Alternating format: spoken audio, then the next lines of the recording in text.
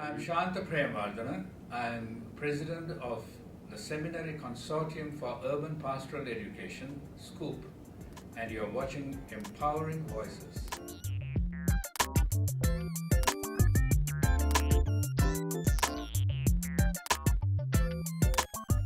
Empowering Voices is continuing our conversation in the discussion about the intersecting of racism and Christianity.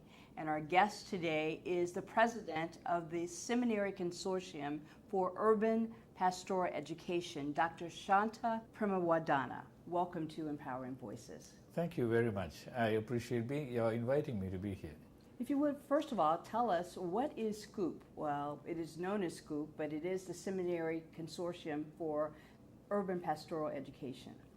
You are correct. We typically use the acronym SCOOP. It is a consortium of 11 seminaries from many parts of the United States, several of them in Chicago itself. And we provide urban contextual theological education to these seminaries. So the students will come and take courses from us. That is, for some seminaries, this is a required course. For some others, it is an elective course. But this is something that begins in the urban context, and out of that context we take them to Scripture and tradition and ask what the Scripture and tradition have to say about the questions and the struggles that people in the urban context are dealing with. And one of the issues, particularly within our context for the purpose of this dialogue, is racism. I'd like, if you would, for you to talk about the issue of racism and if that ever comes up as a topic within the theological exchange for SCOOP. Constantly. It's probably useful to know that as a part of contextual theological education, we have decided that it is important for us to have specific programmatic emphasis on African American theology and theological tradition and the Latino theological tradition. So we have a program called CATS, Center for African American Theological Studies, and a program called ALTE, Advanced Latino Theological Education, that are rooted in the African American and the Latino churches.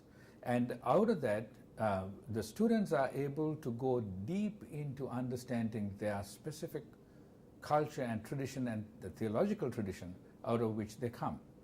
It is important for students to root themselves before they come to a common table at which they can explore their differences and commonalities and find ways of working together. Of course, racism is a very critical question when you think about the intersection of the mostly white seminary structure and African American theological tradition and the Latino theological tradition.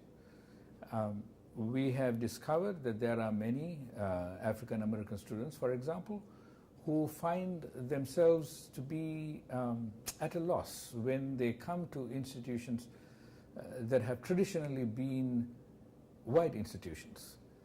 And this is not a conscious thing that these institutions have. It's just the institutional way that racism has presented itself over the years and through the structures. And so it was important for us to say we need to have a special place, a privileged place for African American students that they might learn in a slightly different way, and so with Latino students.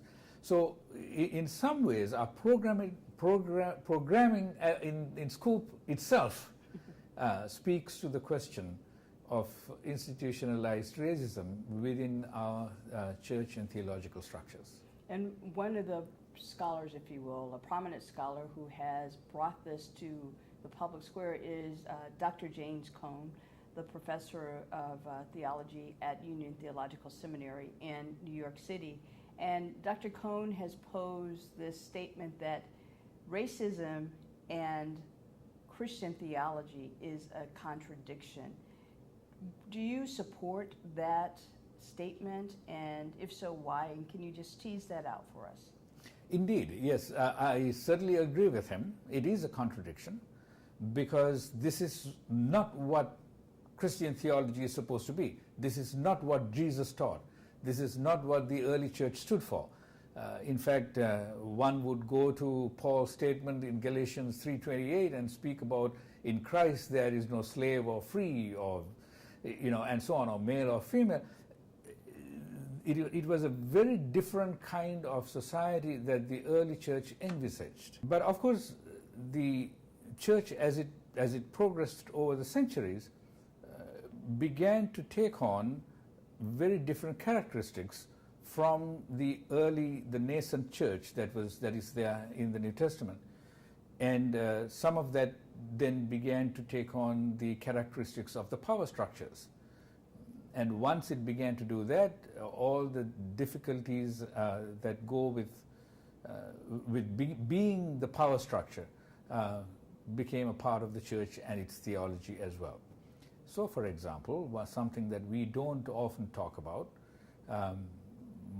my own tradition coming out of Asia, specifically Sri Lanka, is the fact that for 500 years we were under colonial powers, and there was significant decimation of religion and culture and exploitation of goods and resources from those colonized countries over 500 years.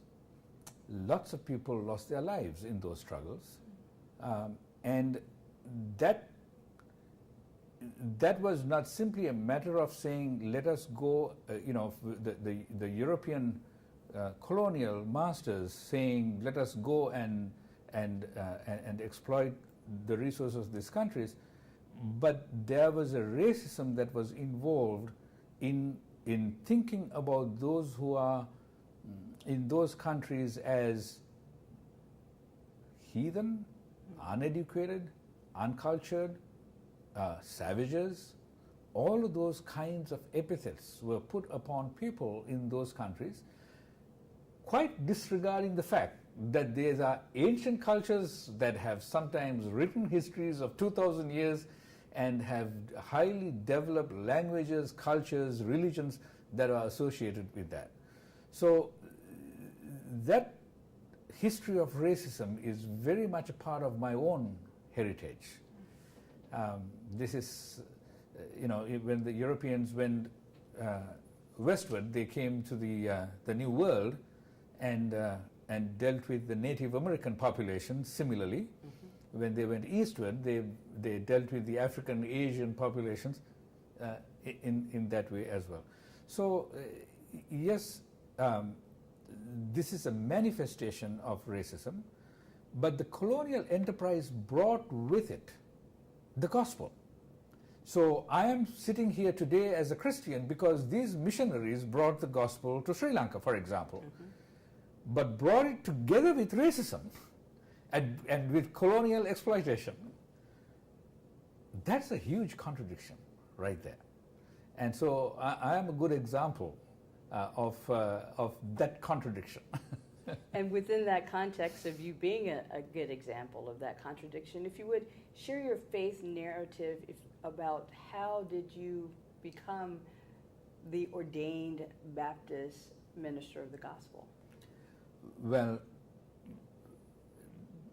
building off of that story, when the missionaries came, my grandfather was one of those that converted to Christianity. He was a militant Buddhist, if you can imagine that. When Buddhism was threatened in Sri Lanka by the encroachment of missionaries with money and power behind them, and with the sense that if people did not stand up to this encroachment, then Buddhism will get decimated. And therefore a militant wing arose in order to try to protect Buddhism and the Sri Lankan culture. My grandfather was one of those. But because he decided that he would marry a Christian woman with the understanding that she would of course convert to Buddhism. That was of course the expected thing to happen, and she didn't. and because she persevered in her faith, he began to ask questions about what is it that about her faith that is so important to her that she is willing to undergo the indignities that he is imposing upon her, and still persist in her faith. Well, one thing led to another and led to his conversion, and then he ended up as a Baptist minister for about 50 years after that. And after that, his son, my father, became a Baptist minister, and here I am as a Baptist minister, and my son is a Baptist minister, and so we have this in our DNA. And with that said, what has your experience, first of all, did you always live in the United States? No. I came to the United States about 30 years ago. When I was 29 years old, I came to study at Northwestern University, did my graduate work there. Interestingly, I came to study Buddhism and Christianity, which is something, with a combination of which I could not get in Sri Lanka. I got Buddhism, and Buddhism, the best form of study of Buddhism you could get in institutions of higher education in Sri Lanka, but could not get the combination of Christianity and Buddhism and how they interacted with each other there. So this was the opportunity I had at Northwestern. And having come here and finding our way to having some doors closed in Sri Lanka and new doors open here in the United States, we decided to stay on and pursue ministry here. And so for that period of time, for most of that period of time, I have lived in Chicago and been involved in ministry here. In your experience as an ordained American Baptist minister with an Asian cultural biographical background, have you experienced racism as a Christian? Well, by the way, my denominational background is Alliance of Baptists, which is a group of Baptists who are sort of to the left-leaning edge of the Baptist spectrum, very close to the United Church of Christ. In fact, I have very, very good relationships with the United Church of Christ and Disciples of Christ.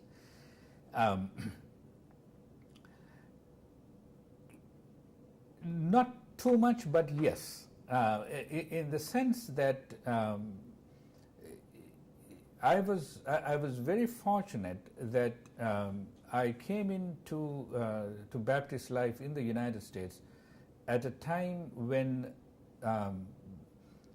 because of liberalization of immigration back in 1966, there had been a large influx of Asian immigrants into the United States, and Chicago was one of those places where many came and settled. This created an opportunity for churches to reach out to those communities of, for example, South Asians who have moved into the cities. And so churches were eager to reach out, and churches were eager to look for people like me who can help bridge. And so I got into that niche at that time. And then afterwards, I was very fortunate to find a pastoral position in a church that will receive an Asian American as its senior pastor, which is something that I worried that I would not find a church that could possibly do that. But I did. So in that sense, I was very fortunate to find myself at the right time in the right place. And the majority of your first church that you pastored, were the majority of the people Asian? No. The majority of people were white, with a few African Americans sprinkled. This is a church that was located in Hyde Park, in a sort of a economically middle-class island among poor African American communities surrounding it.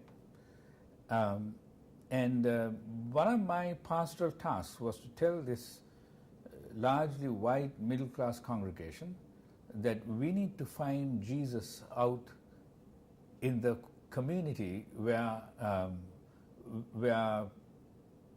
people were mostly low income and African American. Not because they needed to go out from where they were, but they needed to place their feet on the ground and find out how people lived and what. And so legitimately people would say, we don't want to go to those communities because we sort of stick out like a sore thumb, you know. Mm-hmm. I mean, we can be subject of violence. But I would say to them, look, your sisters and brothers in this church live with that violence every day. Mm-hmm. It is okay for us to be exposed to that violence from time to time. So we ended up going to churches, to people's homes and having prayer meetings and Bible studies so that there would be this cross-pollination between the middle-class white community that was in the church and the low-income African-American community that would come. Many of the white community were connected to the University of Chicago, mm-hmm. and therefore sort of had their head in an academic cloud, you know. Mm-hmm. So it was also very important for us to get their feet on the real ground where people were. As a result, the church has changed over the years. Today, if you go there, you will find it probably 60% African American and a large number of young people, which just thrills my heart to go there now. And what is the name of the church? Ellis Avenue Church. It is located at 50th and Ellis. 1 block from Jesse Jackson's Operation Push, that's 1 block from Barack Obama, and 2 blocks from Louis Farrakhan. What a location, what a location. And within that context, that you were very intentional to teach and preach the importance of reaching out and joining the communities together, if you will, within the context of different races and different classes. So with that said, we know that you teach and preach about the importance of intersecting of the races and classes. Do you ever receive any, or have you received repercussions because of that? Any feedback, negative feedback from persons who say that they believe in Jesus the Christ? Well, there are some people who very strongly believe in what used to be called, or what used to be popular, as the homogeneous unit principle. That churches can grow only if they are homogeneous, racially homogeneous. And there's some research back in the 1980s and so on that show that is actually the case, and it is probably true that churches that are intentionally multiracial or multicultural have a more difficult time finding opportunities for growth. But the fact of the matter is, even if that is the case, that may be the case, and I'm not entirely sure that is the case, but even if that is the case, there is a level of faithfulness to the gospel that is very much demonstrated by being in multicultural or multiracial churches. I want to say often, this is what heaven's going to be like, so you all better get used to this, of all of us interacting together. Let me say one other thing, and that is that if you know Hyde Park at all, and I said earlier it's like an island, there are very clear moats around this island. You have the Midway Plaisance, you got Cottage Grove on the west side, you got 47th Street on the north side, and the university very intentionally tells its students, you are not supposed to go beyond these borders, and probably with good cause as well. But what I have had a continuous struggle with the university back when I was president of the Hyde Park and Kenwood Interfaith Council, for example, back in the 90s, that this is a forced segregation that they are creating that should not be the case. And that segregation is what has actually kept Hyde Park separate from everywhere else. And I think that I felt like my job often is creating bridges where we artificially build walls. So it was so important for me to get the Hyde Park folks out into Grand Crossing and Grand Boulevard and to Woodlawn and to Kenwood and to other neighborhoods, so that we can actually find ourselves as one large community rather than smaller communities. So during that time, yes, I did run into some difficulties with folks who, not more than anything else, felt like that was a utopian thing that I was trying to do or trying to promote. That actually the reality is that these boundaries need to be set in place in order, for example, to protect students from, the university is liable if somebody gets hurt. And my argument always was, work to develop the communities that are outside that boundary. Let us work together to end the violence. Let us work together to end the food deserts that are there, or the housing problems that people face, and make sure that there are jobs in those communities. If we do that, then you would not feel like you have to create these artificial barriers. So this has been a continuing argument that we've had within this community. An ongoing discussion. And within the context, you use the word gospel, preaching and teaching the gospel. There is in Luke, the gospel that says, love thy neighbor as thyself. Depending on what version of the Bible that you read, love your neighbor as you love yourself. Do you feel, when you just take a quick reflection about how racism continues to exist in our community, local community, and in our country, and in a country where, the monetary exchange reads, in God we trust, but there is still racism. There's still that contradiction, as Professor Cohn would say, that contradiction of racism and Christian theology. Well, I want to say that the racism today is more pronounced than it's been in a very long time. And I want to theorize that is because we have an African American president. We all thought that means that we've come to a period when we are seeing the end of racism. But what has happened is that I think it has intensified precisely because of that. You only have to listen to the political rhetoric in this election year, and if you are attentive, you will hear the code words that people use to intensify people's racist feelings. So this is, in the macro level, part of the conversation, part of the difficulty that we are facing. In the micro level, still institutional, we are seeing mass incarceration of African American young men particularly. At Scoop, we've been reading the book, The New Jim Crow, yes. And studying it as a staff together. And we've come to recognize that the institutional racism is not just occasionally manifesting itself, but over the years, ever since the end of slavery, there have been a variety of ways in which laws were put in effect that would continue the disempowerment of African American people in many different ways.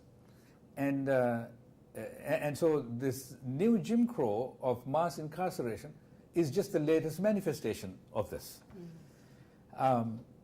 So I think the question is much more intensified today.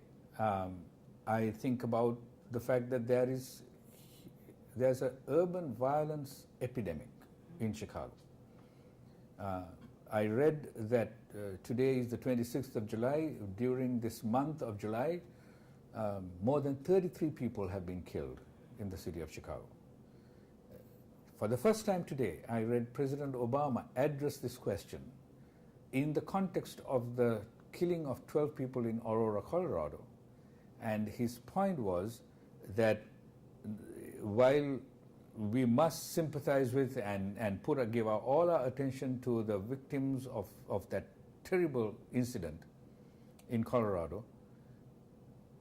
That same number of people are getting killed in America's urban centers every day and a half.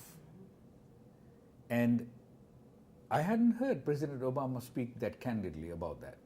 In fact, we had been writing in our social media, in our Twitter and Facebook, when is this question going to come up to public discussion?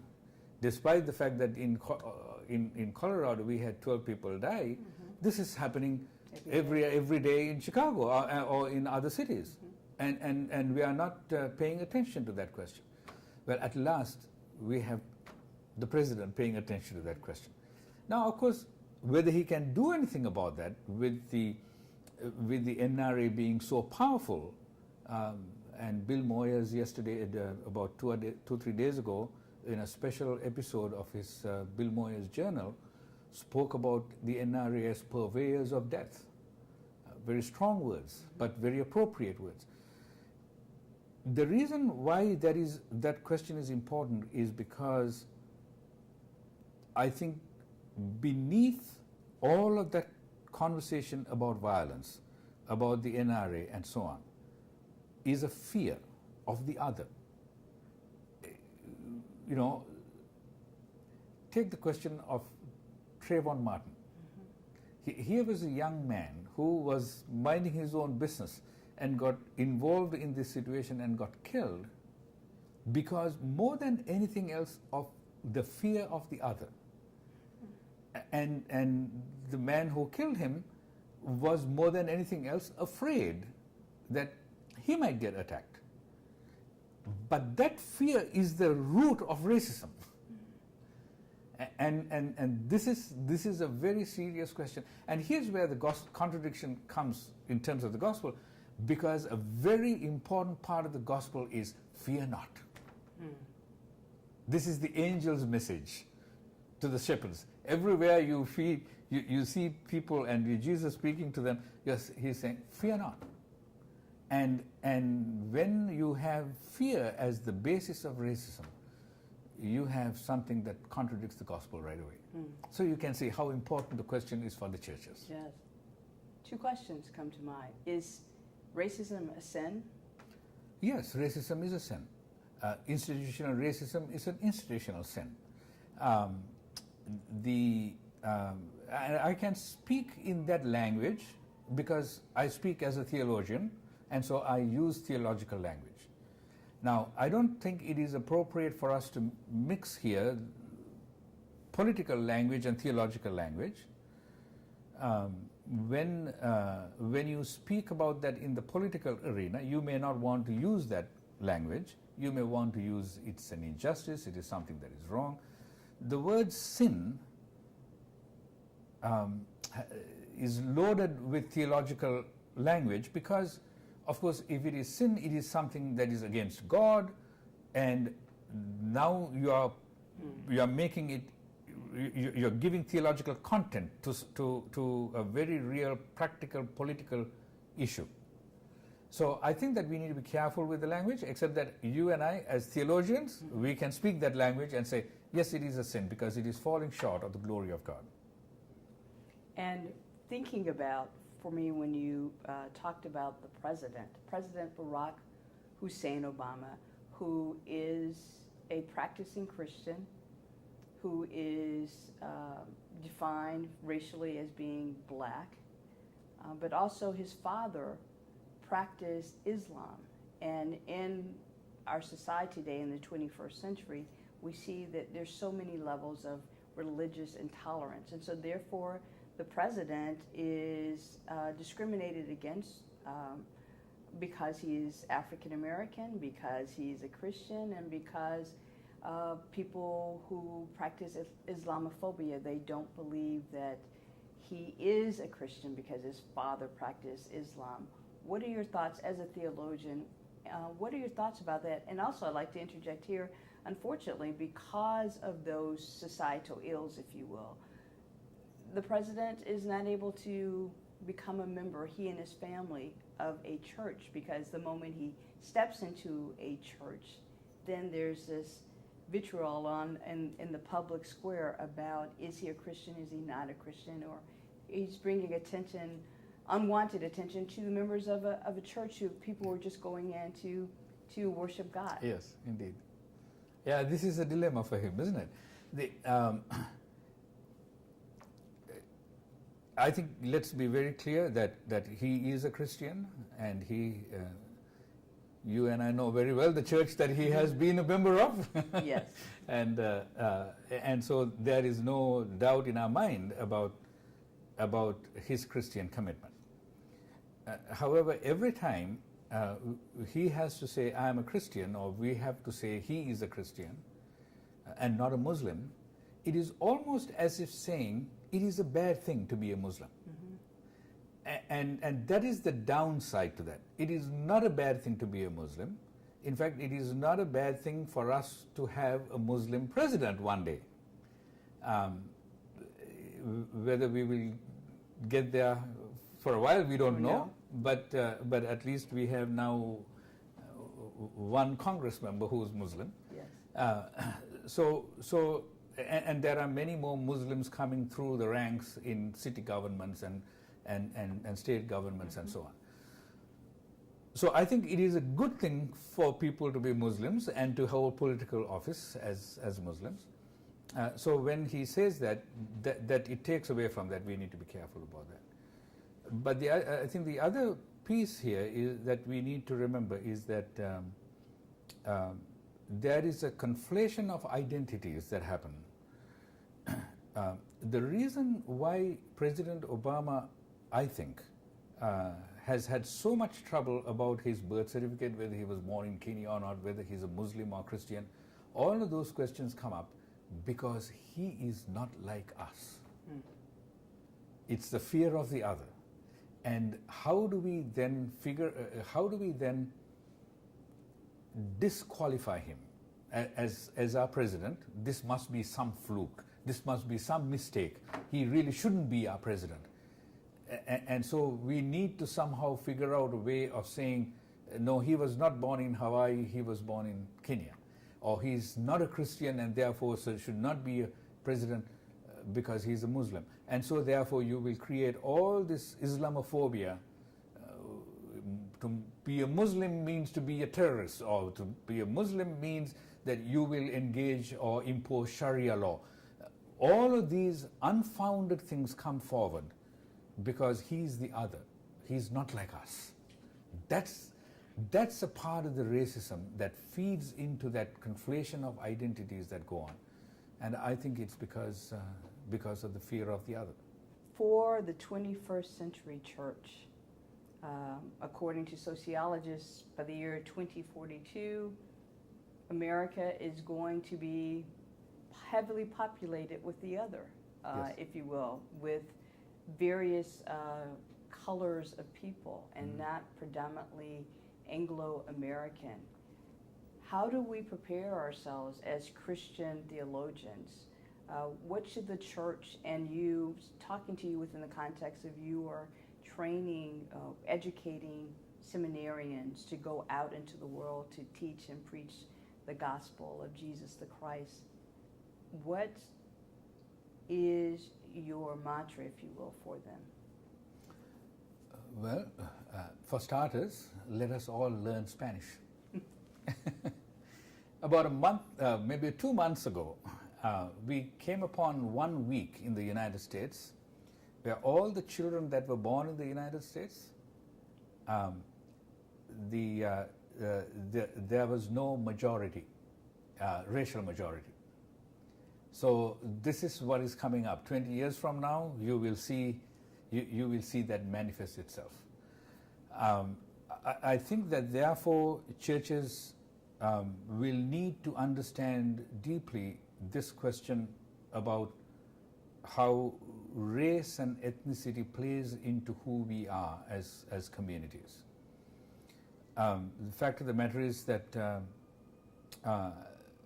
that you and I, although we come from very different places and very different cultures, are 99.99999% similar. Our DNA is similar. Our blood types are similar. There's really nothing that different about us, except perhaps the accents of our speech and the color of our hair, or color of our skin, or the type of hair we have, or something like that. Yes. Apart from that, there's really not that much of a difference among us. Each person is unique, created in God's image. And this is true for people who have come more recently into the United States, whether they are from Mexico or whether they are from Asia or Africa, or for people who are different, who are among us. And that also is a question about people's sexuality and how they express their sexuality. So they're really not that different from us. Each person has their own uniqueness. And I think we need to understand that each child, each grandmother, each uncle and aunt, each person in the village, in the community, they are each one created in God's image. They are ones for whom Jesus died. If that was one person in the world, Jesus would have died for that person, because God loved each one so much that he gave his only begotten Son for them. If we understand it that way about each one, then it is really not that hard to build community. I can eat soul food, you can eat Asian food. That is not the thing that divides us. What divides us is our prejudices, our biases, our internal fears that we have of the other. And when I know that you are a person that God loves and gave himself for you, you are my sister. There's nothing other than that. If we can get that as Christians, if our churches can preach that, and Christians can really begin to grapple with that question, I think we'll be fine. But if we don't, we are going downhill, and we are going downhill fast.